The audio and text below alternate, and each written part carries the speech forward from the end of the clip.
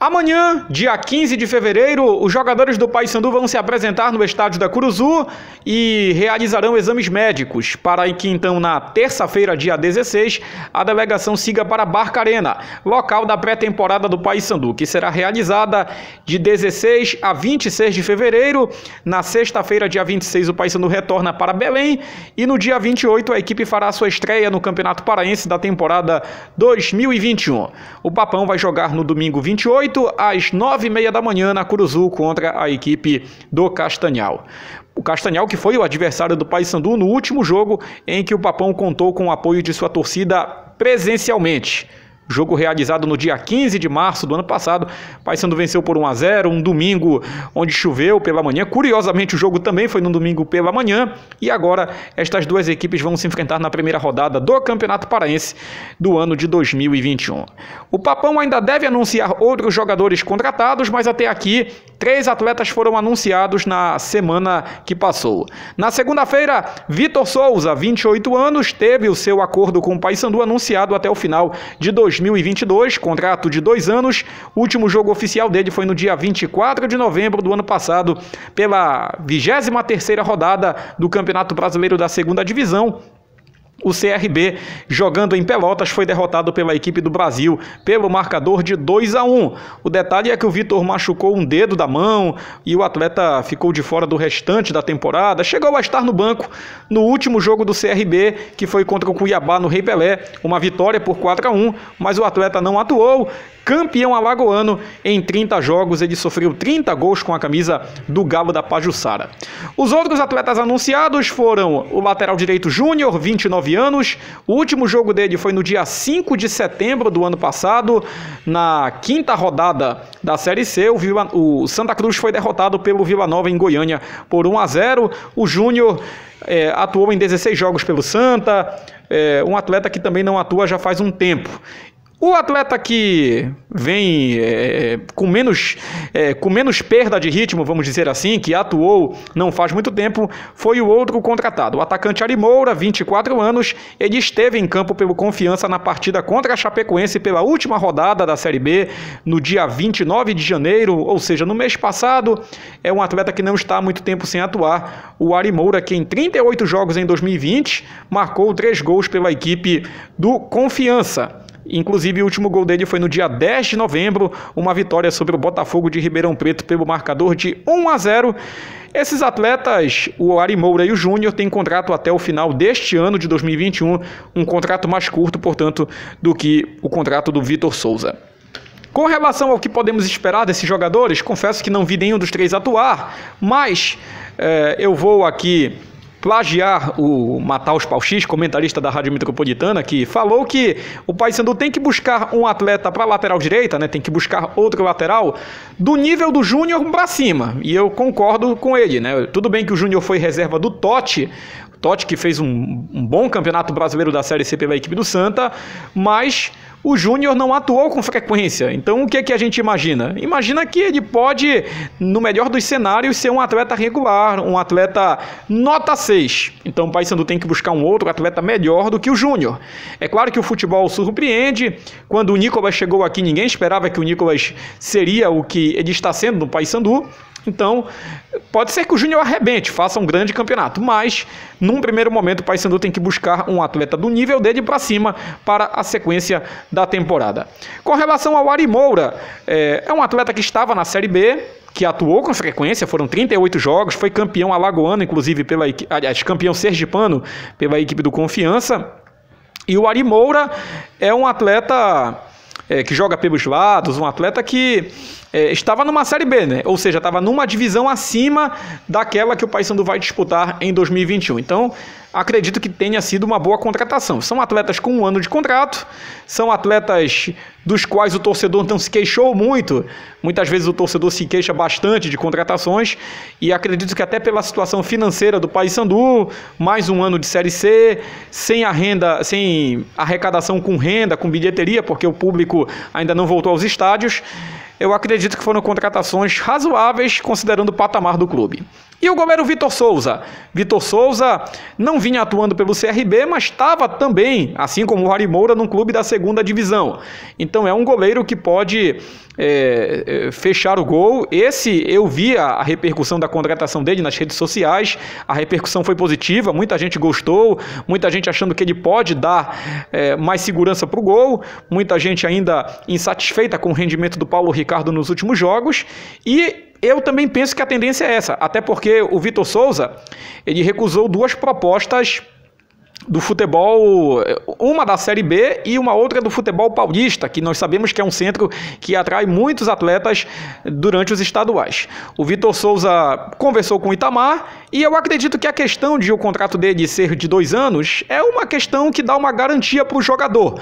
Eu acredito que ele colocou isso aí como condição e para ele é mais interessante um contrato de 2 anos com o Paysandu do que um contrato de 4 meses com o clube de São Paulo. Ele poderia fechar para jogar o Paulistão, mas aí seria um contrato mais curto, né? Depois que o contrato acaba, ele teria que buscar outro clube. Então eu acredito que isso entrou na equação.